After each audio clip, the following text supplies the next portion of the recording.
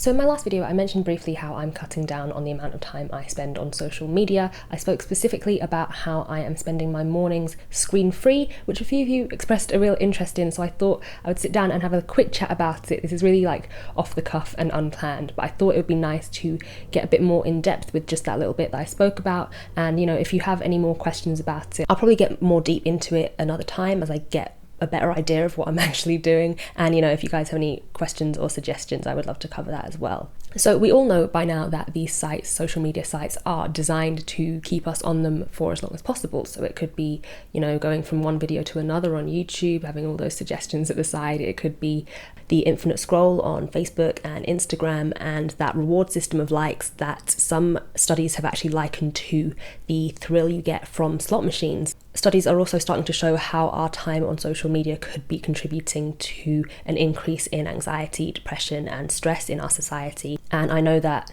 for me personally, although it is a great source of connection and community, especially for my work, it's been invaluable in terms of getting my work out there and inspiration. After a while online, worst case will feel kind of insecure or inadequate. As I said, more in a kind of work aspect, my work and my achievements, I will constantly be comparing those to other people. I don't actually use social media a lot personally, but obviously it's a huge part of getting my art out there and things like that. That is the worst case scenario. Best case scenario, I will feel inspired, but instead of taking action on that, I convince myself that instead of actually going on and creating something, I would rather spend my time consuming other things that other people have created. So I've decided to break the cycle. I know that once I get into that loop of checking likes, checking comments, seeing what other people are doing, once I'm in that loop, it's really hard for me to get out. And also, it almost always shapes how I feel for the rest of the day, whether it's positive or negative. So I decided the first thing I would do is put my best foot forward first thing in the morning.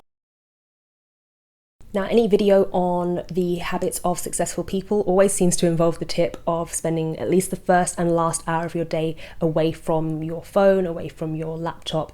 It's about working on you. It's about having as much control over your mood, over your choices, over the direction you're going in without the influence of the outside world having a say first. Like most people, I use my phone as my alarm, so it comes quite naturally to switch off that alarm and then go straight into tinkering with whatever else is on my phone just to keep myself awake, to keep myself from stop going back to sleep. And I thought I was doing myself a favour by checking my emails first thing in the morning. It's like a 2-for-1. I was waking myself up, keeping myself awake, and also getting some work done. But I was also instantly being pulled in one way or another, putting something on my plate before I even had a chance to figure out how I was feeling or what I wanted to do that day. And from emails, I would go on to checking my YouTube comments, see what people were saying, what they liked, what they didn't like, if they had any suggestions and feedback and criticism. And all of that input from other people would kind of be my guide that would shape the rest of my day. And from there, from checking the YouTube comments, I'd probably end up watching a few YouTube videos as well while I'm having my breakfast. So the first moments of my day were spent completely switched off from anything going on in here and completely just switched on to anything going on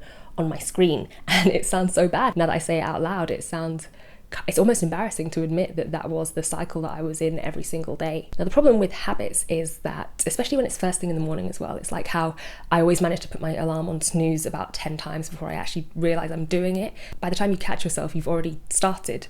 So one thing I've been doing to combat that is I have started sleeping with my phone on flight mode or with the Wi-Fi off.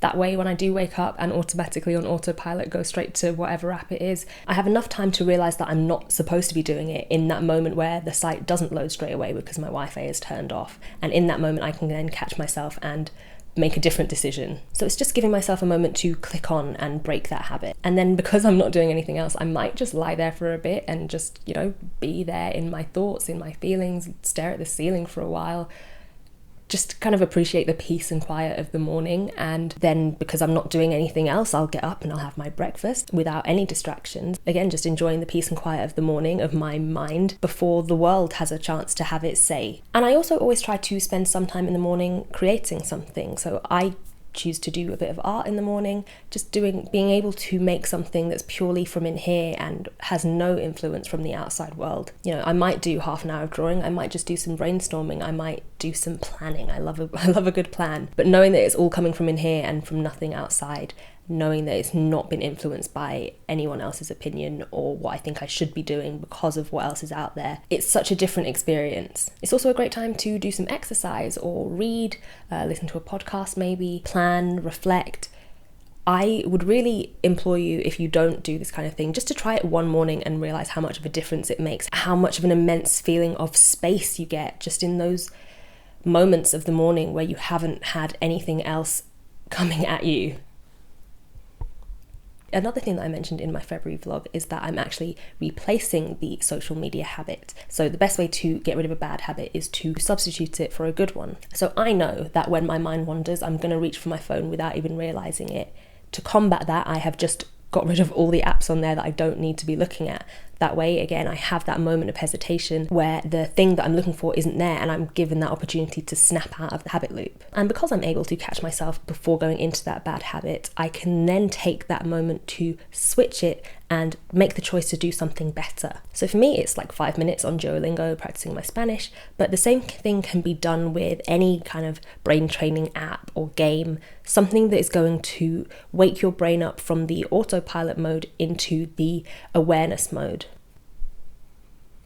And I do the same thing on my desktop. I've been using the Stay Focused add-on for Chrome, which basically blocks any site that you choose it to, several sites. You can program it to block them at certain times when you're supposed to be being productive. So I've used it to block the sites that I procrastinate on the most at certain times of the day. And it's only since having that block in place that I've realised just how frequently I kind of mindlessly end up gravitating towards these sites.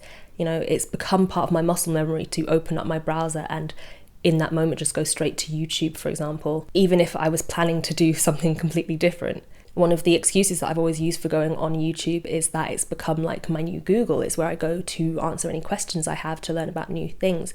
The problem is that I will get my answer and then I will be suggested another video with another answer and another one and another one, and then I'm completely overwhelmed by all the different answers and all the different opinions, and everything I've learned gets diluted and just lessons and lessons in value, and then eventually I'm watching Jenna Marbles put 200 fake nails on or something ridiculous like that. Now I'm turning more often to books for information, but when it comes to seeking information online, again, like with the app thing, I've found an alternative to where I can fill that void with something a bit more useful. So I've swapped my YouTube habit, the time that I've been wasting on YouTube, I'm investing it better into watching things on Skillshare. I love YouTube, I really do. I think there's such an amazing and diverse wealth of information here. Millions of creators with information that they want to share and experiences that they want to share. But the website itself doesn't have your best interests in mind. The website itself is designed to make you consume more and more and more.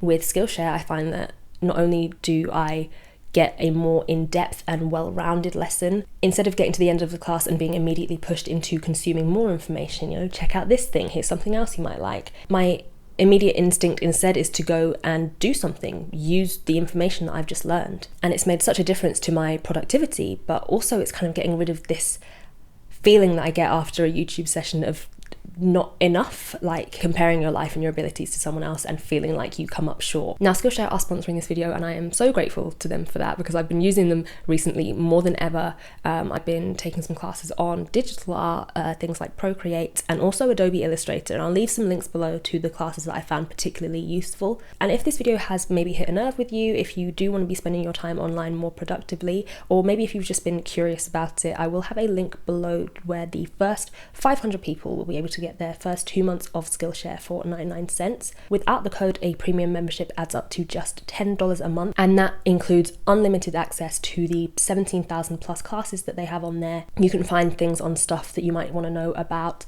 going freelance. You can also find practical information about watercolor, oils, any medium that you might be interested in, anything that you just might want to look into to be able to enrich your skills, enrich your knowledge on something that you can take forward and implement into your life. And it's been like night and day how just these 3 small things that I've done have made such a difference to how I end up spending my day, how I end up spending my time online and what an impact that has on how I feel and what I get done and how I feel about what I get done. It's still a work in progress. I still need to find a balance because, like I've said, a lot of my work, like 90% of the work I do, is online on social media, and it's also been a great thing for me as someone that works from home on my own. It's nice to have that community. So I'm still working on finding that balance, and I would love to talk more about it as I learn more, and I would love to hear from you guys if it's something that you can relate to as well. Plus, if there's anything else that I haven't covered today, if there's any more questions that you have about this kind of thing, I would love to talk about that some more as well. But yeah, like I said, I didn't really plan this video out. I just wanted to come and talk to you while this was fresh in my mind, just let you know what I've been thinking and what I've been doing. And before I go, I just want to thank you guys for how you receive my sponsored videos. It's so rare to see